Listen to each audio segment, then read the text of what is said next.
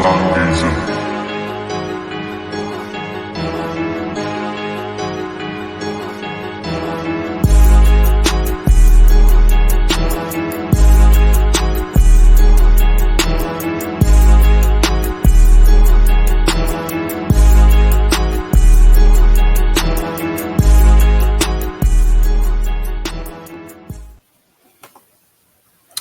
What's up, everybody? Welcome to D's Corner, where we're going to get ready and we're just going to jump right into it. We're going to go off-season outlook, free agency outlook for the AFC East.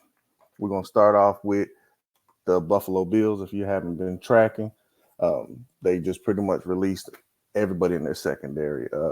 They cut Tre'Davious White, Jordan Poyer, Michael Hyde's already a free agent. They also let go of their center, Mitch Morse, as well as their return man, Deontay Hardy. You had AJ Epinesa, Leonard Floyd, Shaq Lawson. Oh, man, everyone on their defensive line. Again, over in the secondary, they did re-sign Taylor Rapp to kind of help with that releasing of the safeties. The Bills are in cap hell. This mass sweep of releasing players was in cap relief hopes.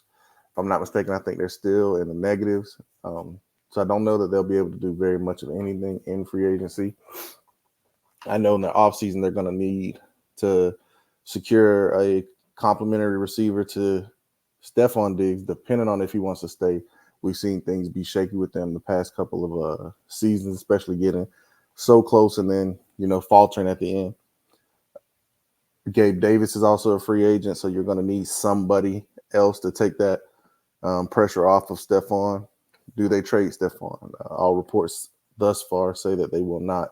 So we'll see how things go.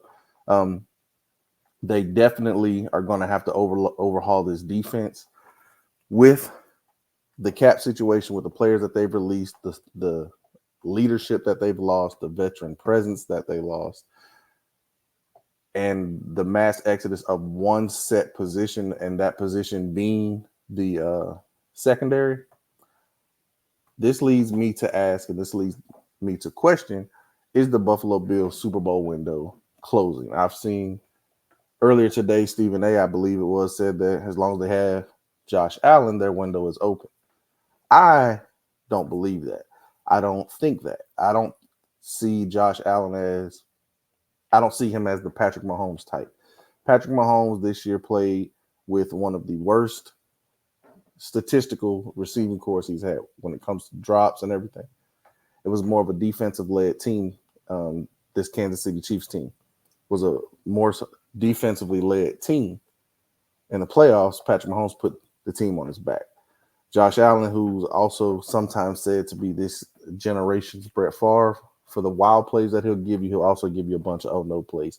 He will put the ball in harm's way. We saw that when they played the Chiefs. There was a couple plays where he fumbled and he should have threw a pick six. The AFC East, and you'll hear me say this probably a couple times throughout this video, in my opinion, I feel like it's up for grabs. For so long, it was Bill Belichick and it was Tom Brady running through a weaker division. The past few years, Buffalo Bills have been that team, but now they seem to be on the decline. Who steps up? And I think long term, the team to long term step up and hold this division is the next team I'm going to talk about. And I think that's the New England Patriots. The New England Patriots owner is different than most owners. Robert Kraft likes to allow his coach to build the team, build the culture, build the roster. And if he gives Gerard Mayo that leverage, if he gives Gerard Mayo that grace, I really think that Gerard Mayo, being a player, he was a good player and he was a leader as a player, similar to Antonio Pierce and what he's doing with the Raiders, he can relate to these players. And if he brings some form of that Bill Belichick atmosphere, liven it up a little bit to where he can relate to some of these younger players, but still install some form of discipline and with the little things, with what they have this offseason alone, they have the most cap space. They also have the number 3 pick, which they could take the best player or trade that pick for a haul, depending on how they choose to operate. I don't think this team is a quarterback away. Um, the fact that you can pay um, minimal for Russell Wilson, being a veteran quarterback, do they bring him on to be a stopgap quarterback? I'm not sure if he would necessarily fit, depending on what they want to do. They will go off offensive line heavy. Most likely in this free agency, they'll probably try to secure their tackles. Um, and through the draft, they'll probably try to go within the interior offensive line later in the round. But I believe that their first pick, if they're selecting number 3 and they pick at number 3, I don't think it'll be a quarterback. I think they'll take Marvin Harrison Jr. He's probably the best prospect, honestly, within the entire draft, from pedigree, size, speed, and production. What he's able to do, and he hasn't always had an elite quarterback tossing him the ball. New England needs weapons, and I think Marvin Harrison is really the best one. They could go in free agency and try to cherry pick here, cherry pick there with certain guys and get them veteran complementary pieces. They do have Devontae Parker. I think they re-signed him. Defense was pretty decent. I'm pretty sure they'll definitely re-sign Kyle Duggar. He right now is franchise tag, but with the AFC East being up for grabs, the New England Patriots are definitely in a position 3-4 years from now to headline this division once again. And that's of course, that's a lot of what ifs coming to about. But if Gerard Mayo is able to enhance his coaching persona, his beliefs, his culture with what he's already learned from Bill Belichick, the pros and the cons, the do's and the don'ts. If he's able to mesh that together, I really think that the New England Patriots will be the AFC East champions within the next 3 to 4 seasons.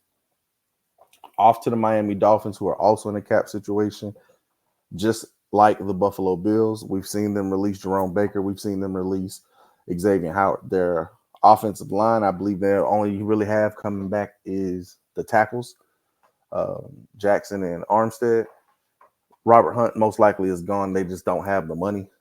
He's a big-time guard who is physical, definitely a mauler. I think someone's going to fork over some money for him. Christian Wilkins, most likely he'll be gone as well. I could see him ending up in a few different places, and we'll talk more of that once we get closer to free agency, which is coming up here rapidly fast. The Miami Dolphins, they have to pay Tua, Jalen Waddle, Jalen Phillips, Bradley Chubb's already been paid. They'll have to pay Holland. They're in a situation right now where they're trying to get under the cap just to try to move along and get going. But this is a good draft to need positions that they need, especially up front on the offensive line. It's a very deep off-season lookout for the Miami Dolphins is continue to build around Tua. This team didn't win very many games against playoff teams, unless you count the Cowboys, which I don't. But Miami was more of a finesse team. They do have to get to a ground and pound. They just signed Jonnu Smith to a 2-year deal. Maybe he could be their Vernon Davis, Delaney Walker style tight end, a physical guy capable of catching, nice can make plays after the catch as well. And with Waddle and Tyreek, he's definitely someone that he should be open. The main question this offseason is what will they do with Tua? They're going to have to pay him, obviously, but you can't pay him top of the market deal, in my opinion, because you have so many other holes now on this roster. They did draft decently enough in the secondary. They still do have Jalen Ramsey. So I think with the depth there is probably why Xavier Howard was easier release decision, especially with his cap hit. But I definitely think that The Miami Dolphins, along with the Buffalo Bills, can be on a slight decline going into the 2024 season.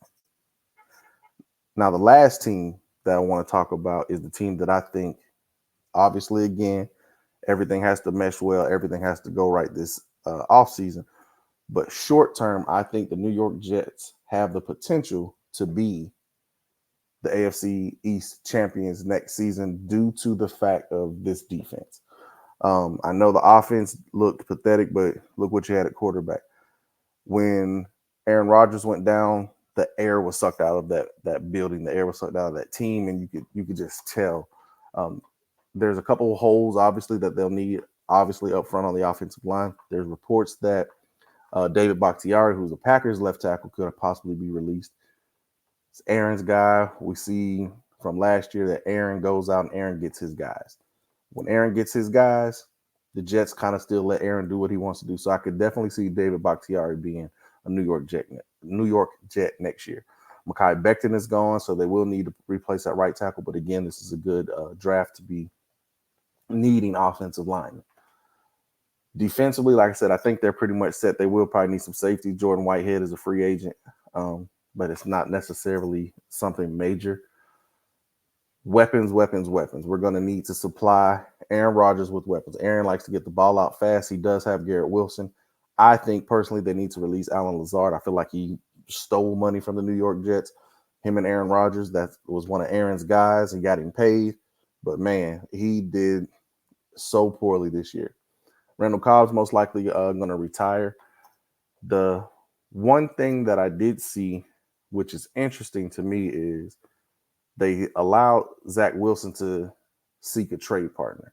Now, obviously, you're not going to get anything extravagant back for him, but a place that I could see Zach being traded to is the Los Angeles Rams. We saw what McVay was able to do with Baker Mayfield in that short time that he had. We see that Stafford is getting up there in age, and he has had injuries throughout his career. Also, with this being a younger team, now obviously it's not something that they're going to trade for and expect Zach to be his future, but he is a former first round pick. I think he was 2 overall. Baker was a former number 1 overall. We saw what Sean was able to do with Baker. Maybe he tries to work that magic again with Zach. I do not think that the Jets will be successful in landing Devontae Adams. I definitely think they're going to attempt to trade Devontae Adams. I just don't think the Raiders would give him up. But we'll talk more about that when I go AFC West offseason outlook for the free agency.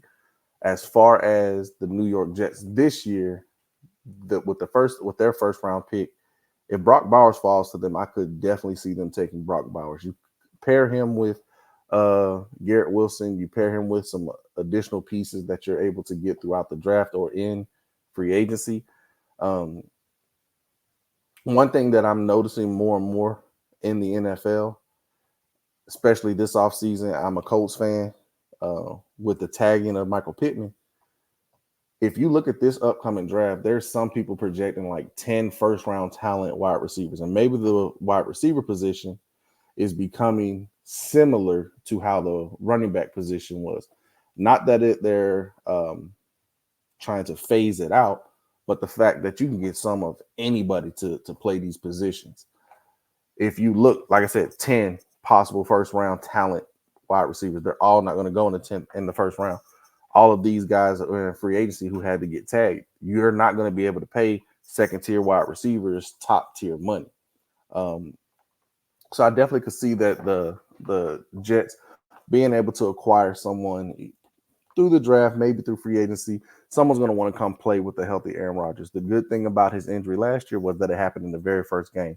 So he should definitely be okay by training camp. Obviously, I'm sure they'll take it slow, but he should definitely be okay when it comes to the start of the season.